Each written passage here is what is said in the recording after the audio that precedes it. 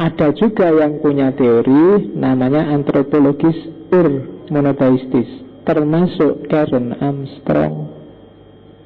Katanya Karen Armstrong, ndak usah aneh-aneh, manusia itu memang secara fitrah percaya pada Tuhan yang satu, monoteis. Cuma monoteis asal. Monoteis itu monoteis yang asli. Yang diidolai oleh Karen Armstrong itu Pater Wilhelm Smith, yang punya teori antropologis monoteis, bahwa manusia paling primitif itu hakikatnya monoteis. Katanya Armstrong, cuma kenapa kok jadi dewa-dewa jadi gak karu-karuan? Jadi manusia itu cenderung pragmatis. Tuhan yang monoteis itu kan berjarak dari manusia. Tuhan yang ada di sana. Makanya kalau kamu berdoa kan dangak. Kamu kalau doa dangak apa dengkluk? Ya Allah minta apa? Ya Allah minta.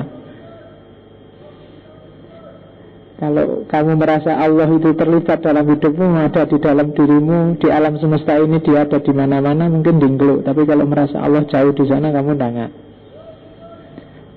Ya, enggak tahu. Kamu mikirnya gimana? Kamu doa juga kadang iseng kan, doanya hafalan. Tapi bagi Karen Armstrong, ketika manusia Tuhan itu jauh, dia enggak puas, pengen Tuhan yang akrab gitu loh, yang terlibat dengan kita, bukan yang jauh-jauh yang enggak bisa dipahami. Dari situlah terus muncul gagasan roh-roh tadi, muncul gagasan dewa-dewa, wis enggak karu-karuan. Yang jauh, yang sejati malah dilupakan. Itu katanya Karen Armstrong. Jadi awalnya manusia itu monoteis, tapi terus nyeleweng lagi, nyeleweng, dimonoteiskan lagi, dikirimkan Nabi. Nyeleweng lagi, dimonoteiskan lagi, dikirimkan oleh Tuhan yang sejati, Nabi, Rasul, kitab suci. Jadi selalu begitu kisahnya manusia itu, nyeleweng lagi. Kalau kita yakin Nabi Muhammad adalah Nabi Pamungkas, berarti terakhirnya Nabi Muhammad. Kalau sekarang nyeleweng lagi, ya wallahu a'lam bishawab, selesai. Tidak dimonoteiskan lagi sama Allah, itu ditutup, ganti cerita. Nah, itu katanya Karen Armstrong. Jadi manusia aslinya itu monoteis.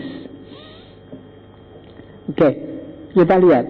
Katanya Armstrong, selama 4000 tahun lebih, gagasan monoteisme, keberagamaan Tuhan satu yang sejati, itu mampu loh menjawab banyak pertanyaan.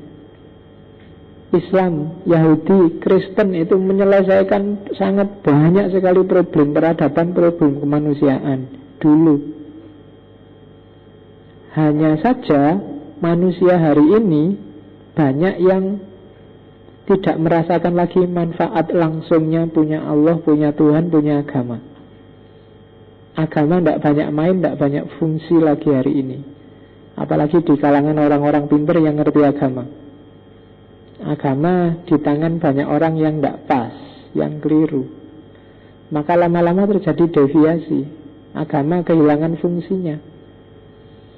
Dan pada saatnya dia akan terlupakan. Islam yang benar, yang kamu sebut rahmatan lil alamin, yang kamu sebut agama damai, Islam itu indah, maaf dan seterusnya, ya kan, lama-lama akan kamu lupakan. Kenapa? Tidak operatif. Dia tidak solutif terhadap problem peradaban. Kenapa dia nggak solutif? Karena kamu nggak pakai. Kamu pakai untuk yang lain, gitu loh. ISIS pakai Islam untuk bunuh orang. Imam Samudra pakai Islam untuk ngebom orang. Kamu Islam kamu gunakan untuk apa sekarang? Untuk menjawab problemmu kalau kamu Muslim. Dan ini ya, karena agama tidak fungsional, tidak operatif lagi, lama-lama pasti hilang, katanya Karen Armstrong. Seandainya masih ada, sudah sangat terdistorsi. Padahal 4000 tahun sejarahnya Tuhan di Yahudi, Kristen, Islam. Apa? Oh iya, kaget itu. Oke. Jadi 4000 tahun gagasan Tuhan dengan bekal Tuhan, umat Islam itu suara apa? Kembang api. Iyalah, tidak apa-apa. Senang sekali mungkin Tuhannya ada kembang apinya. Jadi ya kita nikmati aja lah, lumayan. Ada iklannya.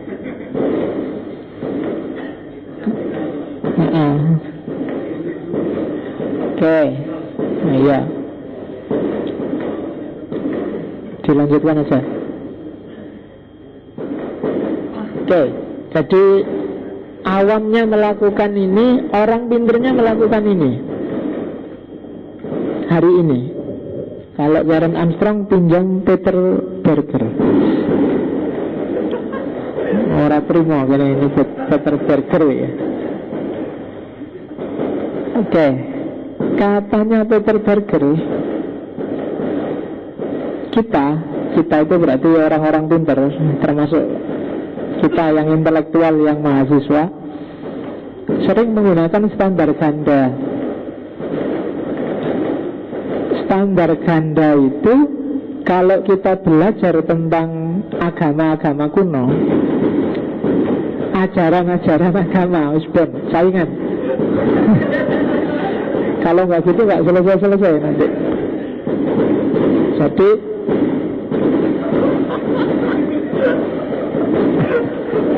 iya, ternyata kita yang kalah. Sengaras apa-apa. Ada yang mau nonton dulu enggak apa-apa. Bagus loh itu.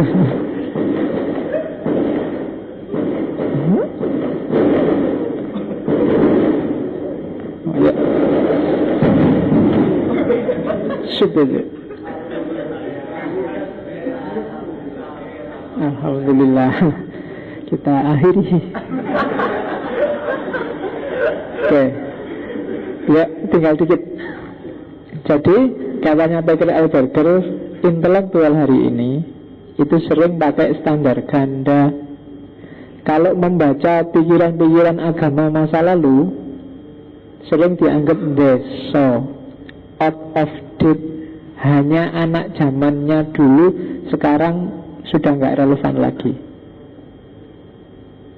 Padahal kalau membaca pikiran hari ini, pikiran-pikirannya sendiri sekarang tidak mau melabelkan itu. Terhadap pikirannya sendiri dia nggak mau bilang ini pikiranku untuk hari ini sementara. Nganggep pikirannya hari ini itulah yang pasti benar. Itu yang dikritik oleh Peter Berger. Standar ganda. Kalau memang pikiran-pikiran masa lalu itu relatif dan sudah nggak relevan lagi, pikiranmu hari ini juga sifatnya relatif, pada saatnya akan nggak relevan. Tapi orang barat, termasuk kita yang intelektual, sering sewenang-wenang, menang-menangan. Pikiran dulu direlatif-relatifkan, pikiran yang sekarang dianggap inilah yang benar. Ya kan? Kalau kamu cerita apa ceramah apa ngajar kan seolah-olah inilah yang benar. Itu pikiran dulu. Itu Ghazali abad ke-9, abad ke-10. Itu abad ke-7 zaman Nabi. Sekarang mungkin gak relevan lagi. Tapi untuk pikirannya sendiri dia tidak mau ngomong pikiranku juga gitu sebenarnya. Sekarang mungkin relevan sebentar, besok mungkin juga tidak relevan lagi. Itu yang disebut standar ganda. Jadi kalau memang bebas sejati itu maksudnya ya kita berpikir bebas, kita berpikir sesuai kepentingan kita sekarang dan hari ini, berarti pikiran kita juga relatif. Orang lain dengan kebebasannya punya pikiran yang berbeda. Cuma sekarang banyak ilmuwan mengklaim pikirannya lah yang paling benar. Inilah tafsir yang pas. Ini selalu begitu. Itu namanya standar ganda. Oke. Terus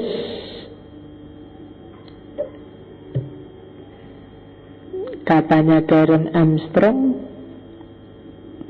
memaksakan Tuhan ke dalam isolasi intelektual ke dalam ruang suci milik kita sendiri merupakan tindakan yang tidak sehat dan tidak ilmiah. Ini tak terjemah langsung dari buku terjemahannya.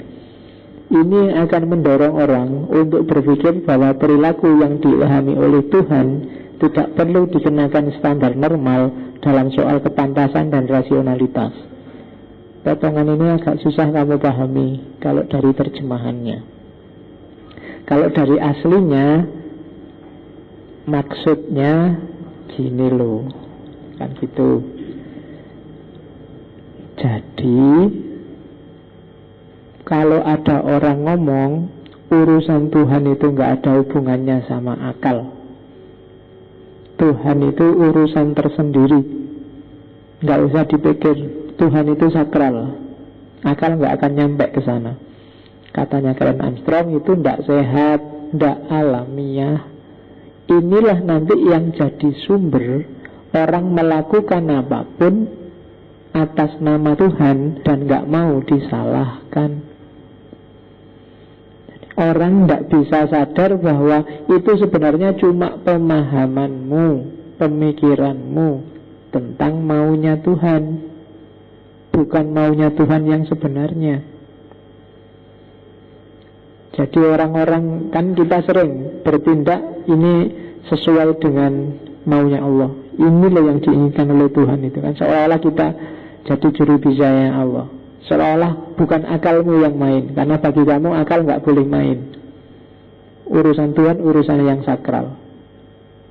Tapi katanya Karen Armstrong itu ndak alamiah, ndak mungkin bisa kayak gitu. Begitu bertemu yang namanya manusia, pasti akal budinya main. Jadi kalau maunya Tuhan itu selalu maunya Tuhan menurutmu, maunya Tuhan menurutku. Maunya Tuhan yang sebenarnya kita tidak tahu, kecuali kamu ketemu dulu sama Tuhan. Jadi kalau ada orang ngomong inilah sesuai yang diinginkan Tuhan, loh kok sampean ngerti?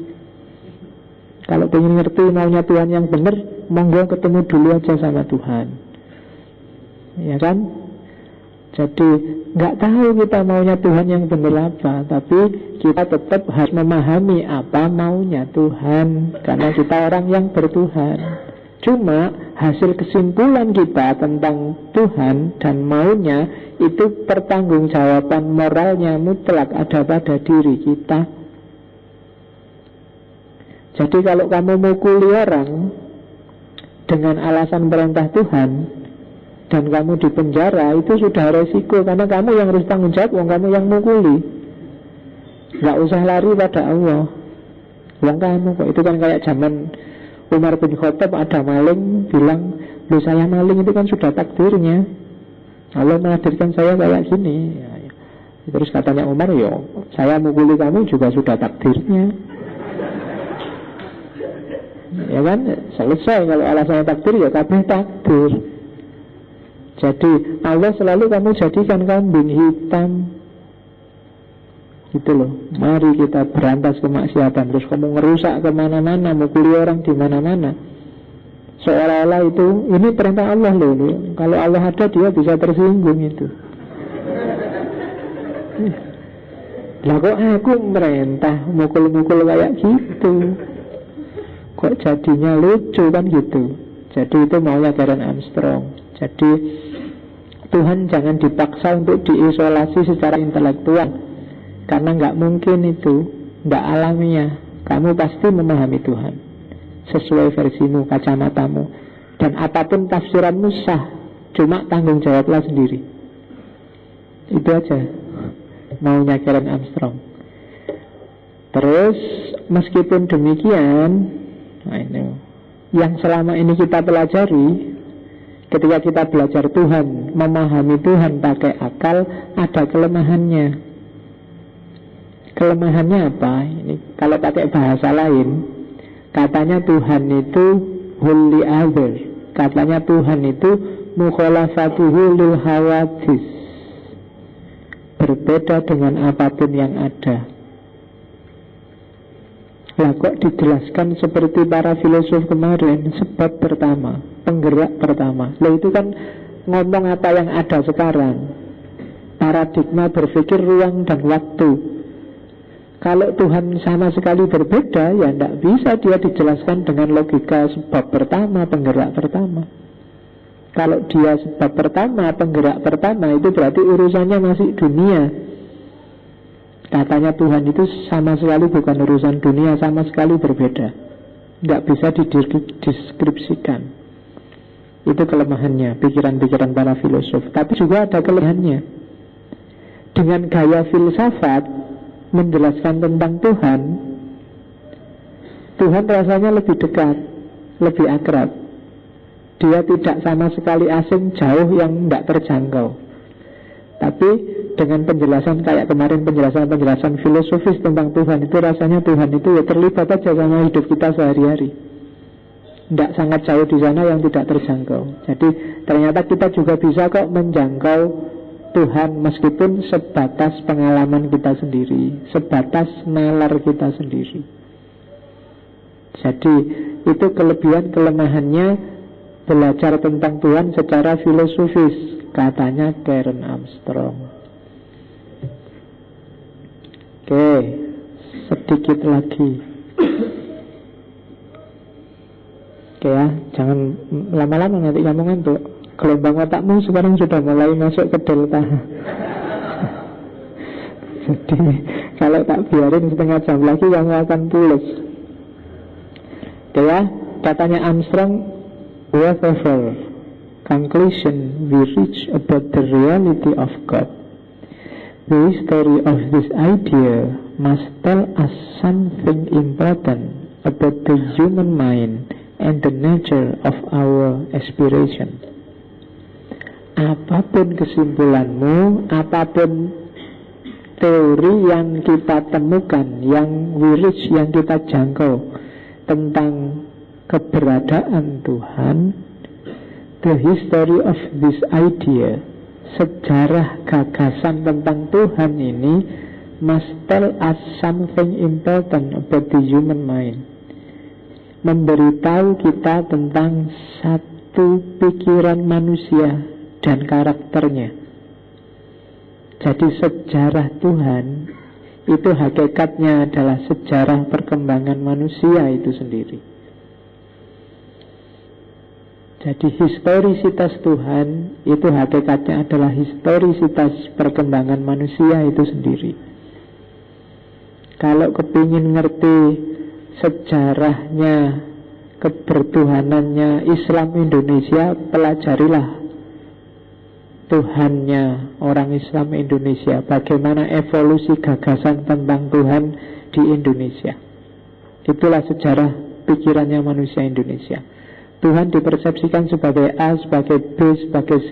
Di balik itu ada timbunan sejarah yang bisa kamu bongkar. Ya kayak tadi loh, ternyata Tuhan yang punya kaisar langit, yang punya anak banyak, punya dewa kecil-kecil banyak, itu imbas dari sistem kerajaan.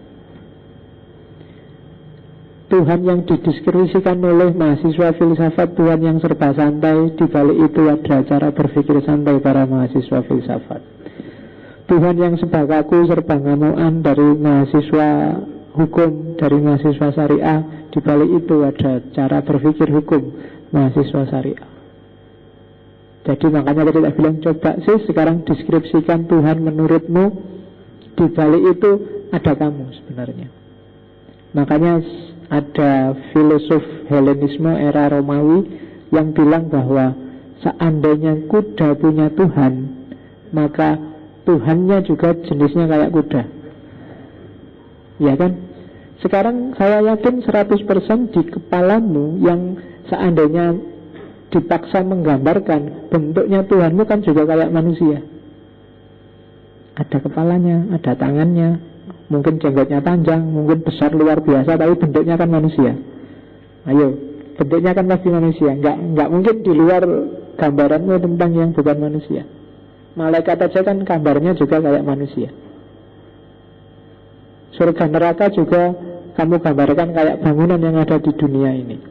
Siratal Mustaqim ya paling kayak jembatan kerak atau jembatan Kaliopak apa jembatan Sayegan, hanya saja jembatannya kecil, kan itu aja.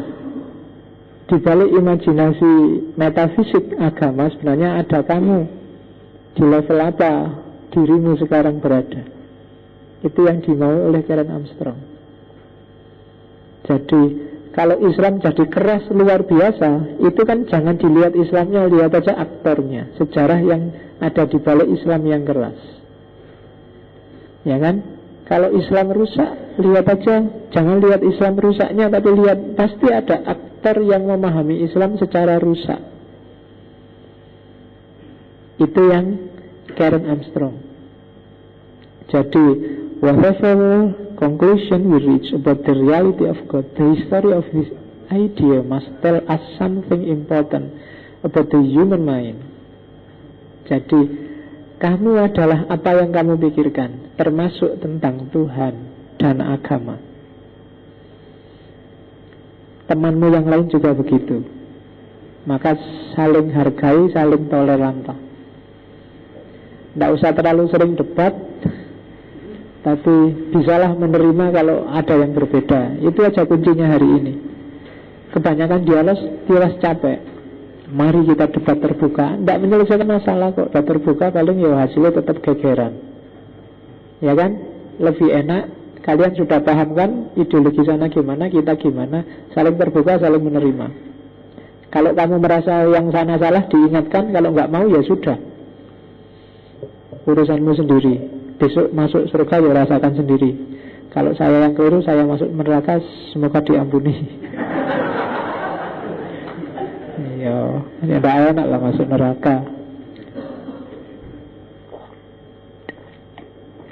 Ya kalau besok masuk neraka semua sih kan nggak sempat ngurusi yang lain.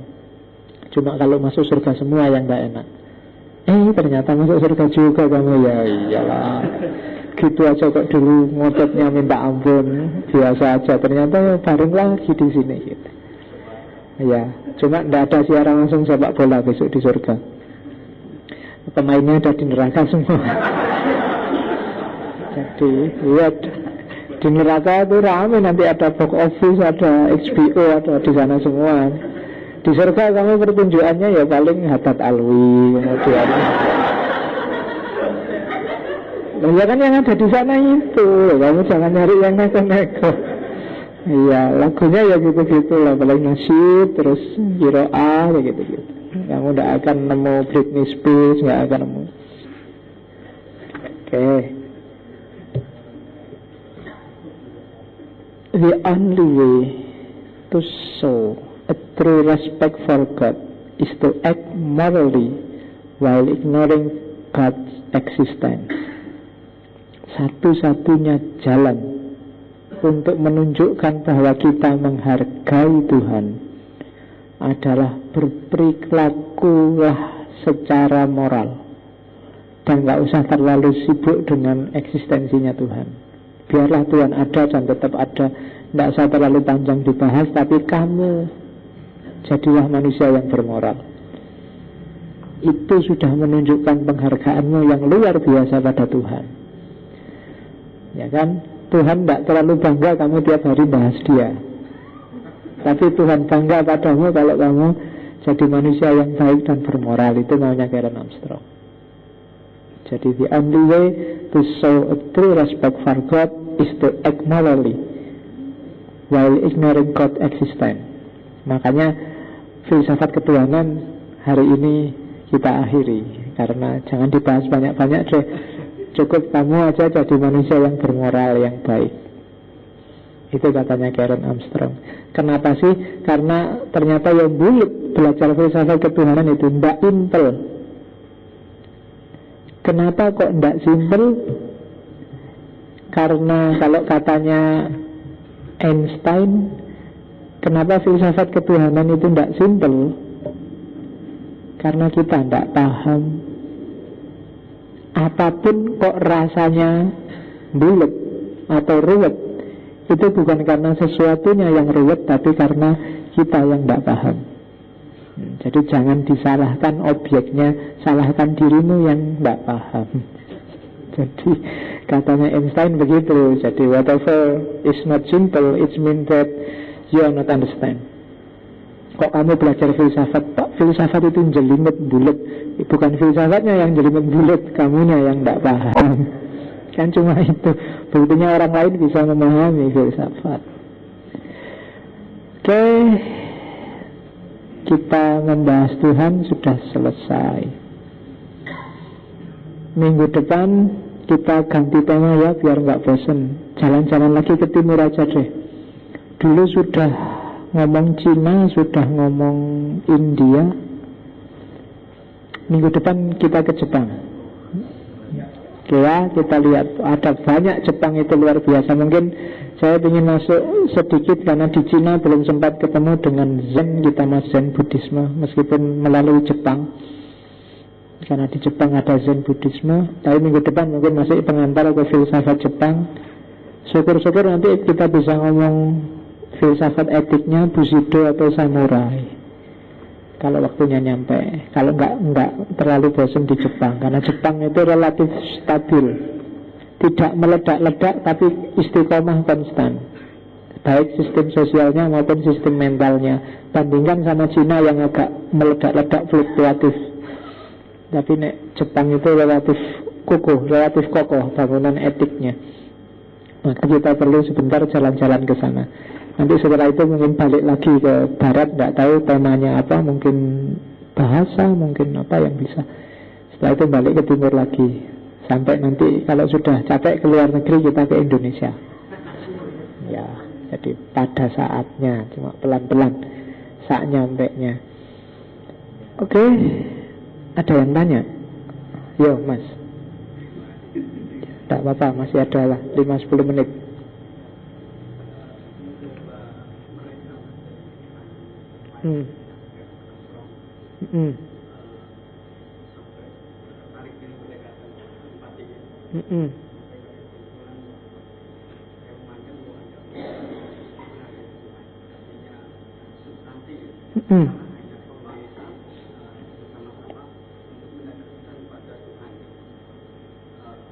Kesimpulan saya tetap baru sampai itu. Ini yang lebih menarik lagi bahwa pendekatan seperti ini saya yakin bukan melalui sun atau nalar, kayak semacam rasa itu. Kalau pada pasarnya katanya kan itu hati, kalau hati konsentrasinya pada ya kalau itu apakah memang sudah dari sanamnya gitu.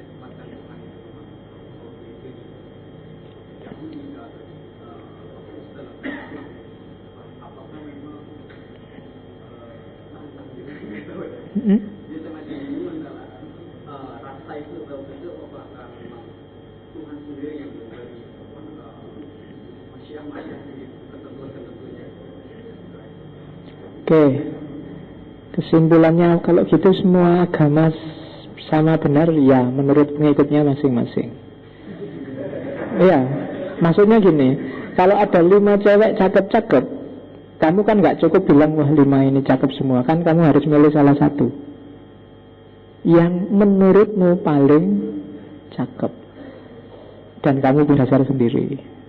Jadi meskipun 5-5-nya cakep kan gak mungkin kamu ambil semua, si jiwa itu bagaimana 5. Jadi dari 5, karena kamu tetap harus memeluk salah satu yang menurutmu paling cakep. Bukan berarti yang lain jelek, tapi menurutmu yang paling cakep ya ini. Itu kan, kalau itu kan tergantung selera nanti kan, yang paling cakep mana. Seperti agama, yang paling benar mana kan tergantung persepsimu, kesejarahanmu masing-masing. Terus metode empatiknya Karen Armstrong itu, jadi dia memposisikan diri di posisi si pemeluk agama itu sendiri. Ini waktu kajian aja. Setelah kajian selesai ya dia keluar lagi. Dia bilang saya freelance monotheism, monotheis tapi freelance. Itu kata lain. Itu sebenarnya istilah-istilah yang banyak populer di kalangan para filosof barat kontemporer seperti Bertrand Russell dan kawan-kawan yang bertuhan tapi tanpa agama. Religion no tapi morality yes. Itu banyak yang jenis-jenis kayak gitu loh. Tapi kalau Armstrong ini, dia masih sangat respect terhadap agama apapun. Sebenarnya dia masih Kristen bilangnya, tapi tidak serigid dulu waktu jadi biarawati. Dia punya konsep sendiri, punya gaya sendiri untuk memahami Tuhan. Jadi empatik itu sebagai metode, ya seandainya kamu orang Buddha mengalami hal menghadapi ajaran seperti Buddha, mesti gini yang dirasakan. Itu kalau pakai istilahnya Syekh Nasr dan kawan-kawan namanya passing over. Passing over itu menjelajahi agama-agama lain untuk dapat pemahaman lebih bagus, lebih dalam tentang spiritualitas, khususnya nanti pada akhirnya kembali lagi pada agamanya sendiri dengan pemahaman baru, wawasan baru yang tidak kaku lagi kayak sebelumnya. Itu sebenarnya gayanya Armstrong. Kalau yang tentang ilham, wahyu, wangsit, nulis, instruktif tadi dan lain-lain, itu memang harus dilatih. Kalau pakai bahasa sufi harus ada riadohnya. Riadoh itu kan makna harafiahnya latihan. Ya, kalau hubungannya sama nulis, ya sering-seringlah latihan nulis. Tulis dulu sebanyak-banyaknya tentang apapun. Hari ini mungkin karena pengaruh gadget ya, smartphone, Facebook dan kawan-kawan, kamu tidak terlatih mengekspresikan gagasanmu secara detail dan panjang. Biasanya kamu cuma 1-2 kalimat, kadang-kadang cuma 1 huruf, 1 gambar, 1 jempol. Selesai. Ya kan? Iya, bayangkan zaman dulu itu kan saya pernah cerita itu kan, kalau zaman dulu enggak, sebelum ada HP, sebelum ada smartphone kan, ngomong sama pacar aja kan harus ngirim surat. Nulis dulu panjang lebar pakai surat, dikirim, balasannya nunggu 2-3 minggu, ditunggu, ada kangennya kan kalau nunggu itu, dibaca enggak ya, responnya gimana ya kan, romantis, terus dibalas, suratnya dibawa kemana-mana, bolak-balik dibaca, bolak-balik dilihat. Ngeni, artistik, enggak kayak sekarang kan. Oke. Sekarang kan kamu cuma pakai SMS, jam 12 malam SMS 1 kalimat, sudah tidur.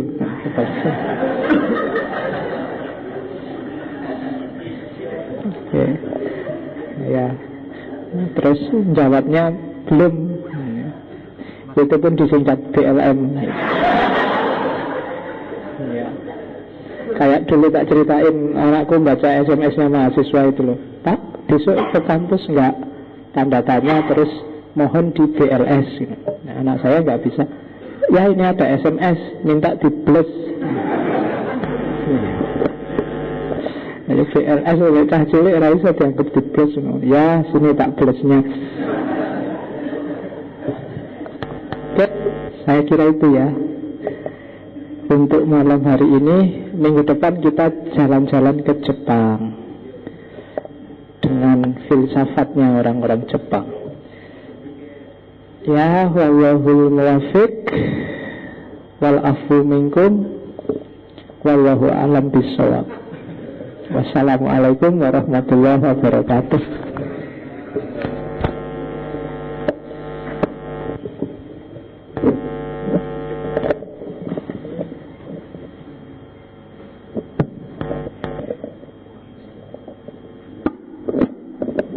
Terima kasih kepada Ustadz Faiz. Ya, ada pengumuman Mas Ain. Iya, besok malam Jumat.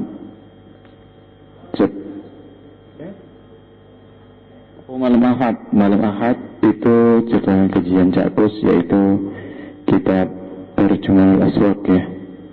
Betul. Ya, betul ya. Kalau nggak salah ya. Jadi kami harap kehadiran teman-teman sekalian seperti biasanya jam 8 lah ya. Dan kami informasikan kepada teman-teman yang punya file beberapa kajian kita yang sampai kemarin ataupun yang paling lengkap, selengkap-lengkapnya, nanti kami bisa minta bantuan untuk ngopi kepada teman-teman yang masih punya lengkap ya. Soalnya kita ini lagi lagi banyak digoncang, banyak kehilangan ya Bu ya. Jadi untuk arsip kita bersama ya. Jadi mungkin kesini bawa harddisk atau kita yang ngasihkan harddisk ke teman-teman biar di copy gitu aja ya. Monggo kita akhiri ngaji kita pada malam hari ini dengan bacaan surat Al-Fatihah. Semoga istiqomah selalu diberikan oleh Allah Subhanahu wa taala. Al-Fatihah.